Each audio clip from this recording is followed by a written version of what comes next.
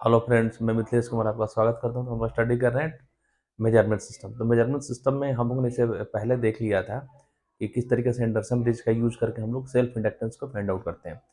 अब अपना एक नया ब्रिज है, उसका नाम है आपका शेयरिंग ब्रिज। ठीक है, तो शेयरिंग ब्रिज का यूज करके हम लोग क्या करते हैं, कैपेसिटेंस को फाइंड आउट करते हैं। ठीक है, तो यहाँ पे हम लोग देखेंगे कि with the help of sharing bridge हम लोग कैपेसिटेंस के अलावा और क्या क्या फाइंड आउट कर सकते हैं। जैसे मान लो कोई सर्किट है, कोई सर्किट में कोई कैपेसिटर लगा हुआ है, तो उस कैपेसिटेंस की वैल्यू को हम लोग कैसे फाइंड आउट करेंगे।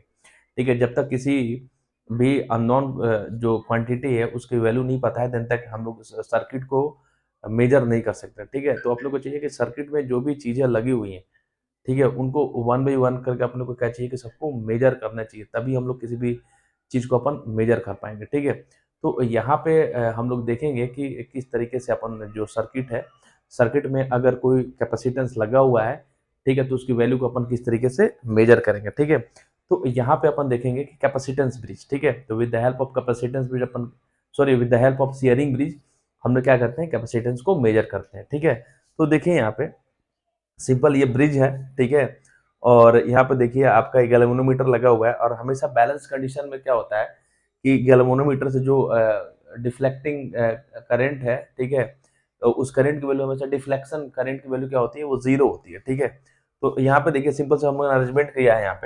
यहाँ पे इसके 4 आर्म्स हैं। ठीक है, यहाँ पे देखिए कि पहले वाले आर्म्स के साथ आपका यहाँ पे कैपेसिटर C1 और अननोन रेजिस्टेंस R1 लगा हुआ है। इसी की वैल्यू को अपने को क्या करनी है, फाइंड आउट करनी है सर्किट के अंदर। ठीक है, यहाँ पे R3 रेजिस्टेंस लगा हुआ है। यहाँ पे देखिए कि एक resistance R4 and capacitor C4 के एक दूसरे के पैरेलल में हमने कनेक्ट किया है, और यहाँ पे एक कैपेसिटर लगा दिया जिसका नाम दे दिया है C। तो यहाँ से सप्लाई गई, ठीक है, I1 इधर से फ्लो हो रहा है, I2 इधर से फ्लो हो रहा है, I3 इधर से फ्लो हो रहा है, I4 इधर से फ्लो हो रहा है। ठीक है, और देन अगर बैलेंस कंडीशन रहेगा तो देन आपका जो करंट है इधर से फ्लो नहीं होगा। ठीक है, हमेशा बैलेंस कंडीशन में जो करंट है वो इधर से फ्लो नहीं होता। यहाँ हम लोगों ने वोल्टेज लेवल को दिखा रखा है, यहाँ पे E1 है, ये E3 है, E4 एंड E2 है। ठीक है, और यहाँ पे हम लोगों ने ये पावर सप्लाई है। ठीक है, इसको ये बोल सकते हैं पावर सप्लाई,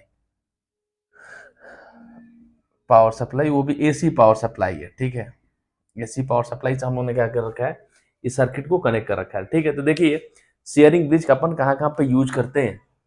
तो Schering bridge is use to find the unknown capacitance. पहला क्वेश्चन ऑब्जेक्टिव सॉल्व होता है कि शेयरिंग ब्रिज का हम लोग यूज क्यों करते हैं।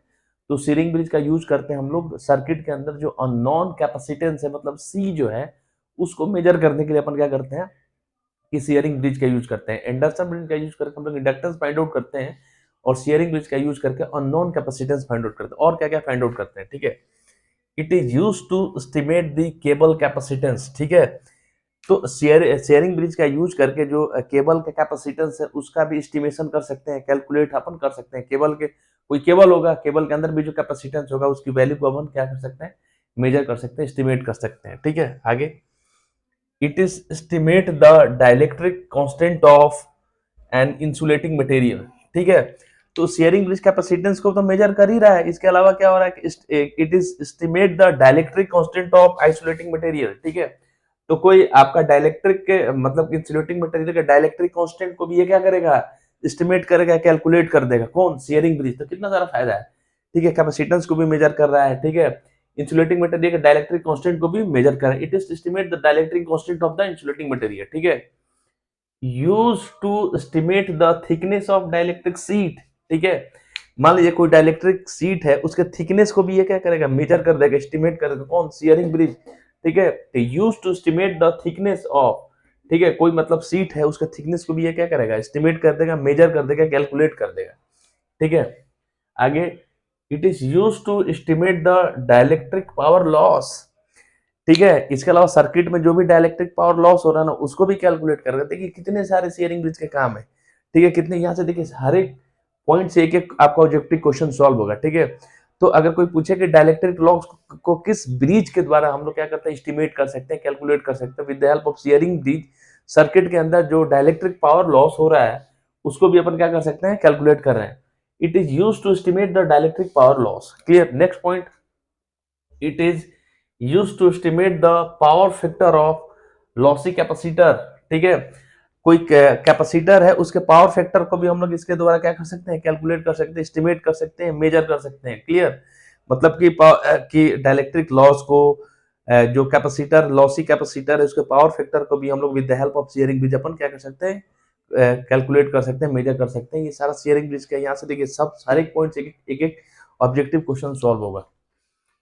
To check the healthiness of insulator used in power system application, ठीक है, कि पावर सिस्टम के अंदर जो भी इंसुलेटर यूज हो रहा है ना, ठीक है, उसके हेल्दीनेस को, मतलब वो कितना मजबूत है, कितना अच्छा है, ठीक है, उसको भी ये क्या करेगा, शेयरिंग ब्रिज चेक करेगा इंसुलेटर की मजबूती को, हेल्दीनेस को, ठीक है, कि जो भी इंसुलेटर पावर सिस्टम के अंदर यूज हो रहा है वो हेल्दी है या अनहेल्दी है। क्लियर, आगे देखिए, to check the healthiness of bushing use in transformer, transformer के अंदर आपने एक नाम सुना होगा, पढ़ोगे आगे, बूसिंग यूज होता है, ठीक है, उस, ठीक है, उस बूसिंग की हेल्दीनेस को भी एक शेयरिंग ब्रिज क्या करता है, चेक करता है। तो देखिए कितना सारा पॉइंट है, कैपेसिटेंस को मेजर करेगा, केबल के कैपेसिटेंस को मेजर करेगा, इंसुलेटिंग मटेरियल को डाइलेक्ट्रिक के कांस्टेंट को मेजर करेगा, ठीक है, डाइलेक्ट्रिक शीट के थिकनेस को मेजर करेगा, डाइलेक्ट्रिक पावर लॉस को मेजर करेगा, पावर फैक्टर को मेजर करेगा, ठीक है, कि पावर सिस्टम में जो इंसुलेटर यूज हो रहा है उसके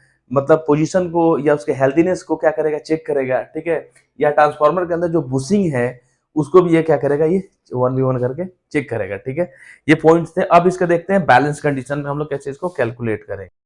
आगे देखते हैं, स्क्रीनशॉट ले लीजिए, इसका बैलेंस कंडीशन को देखते हैं, ठीक है, बैलेंस कंडीशन।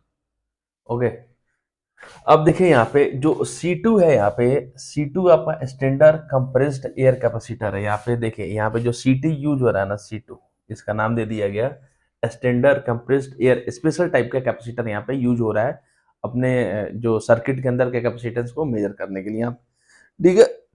अब देखिए यहाँ पे जब भी बैलेंस कंडीशन में इस गैल्वेनोमीटर से कोई भी आपका डिफ्लेक्शन जो करंट है वो फ्लो नहीं होगा, ठीक है, तो उस केस में क्या होगा कि ये आपस में क्या होंगे, मल्टीप्लाई हो जाएंगे और इसके क्या हो जाएंगे, बराबर हो जाएंगे, ठीक है। तो उसी चीज को मैंने लिख दिया कि bridge is under balance condition. अगर आपका ब्रिज बैलेंस कंडीशन में हो तो आपका क्या होगा, अगर ब्रिज आपका बैलेंस कंडीशन में हो उस केस में क्या क्या होगा, Z1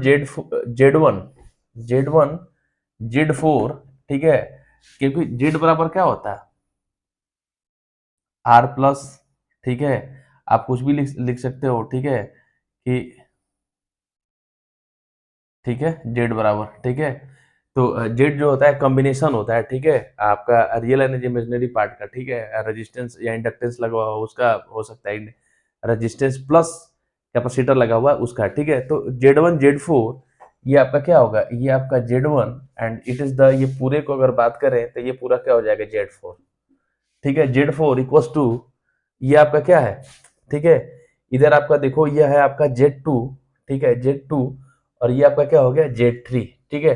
तो Z3 के अंदर मान लो सिर्फ क्या है, R2 है, ठीक है, और Z2 के अंदर ओनली क्या है आपका, सॉरी, Z3 के अंदर ओनली, Z3 के अंदर आपका R3 है, Z2 के अंदर आपका क्या है, ओनली C2 है, ठीक है। तो बैलेंस कंडीशन में Z1 Z4 equals to Z2, ये आपका क्या हो जाएगा, Z2 इक्वल्स टू, ये आपका क्या हो जाएगा, Z3, ठीक है, Z3। अब हम लोग कुछ नहीं करेंगे, Z1 Z2